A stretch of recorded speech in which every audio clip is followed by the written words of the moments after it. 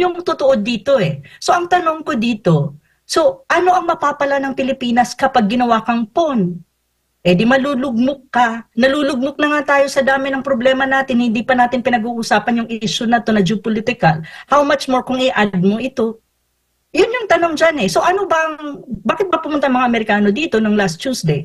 It's just one way of saying na, nakakatawa nga just to give you a little of my thoughts dun sa 2x2 ministerial meeting. Sabi ni Austin, we're not, parang sinasabi niya, Americans or we are not just your friends, we're family.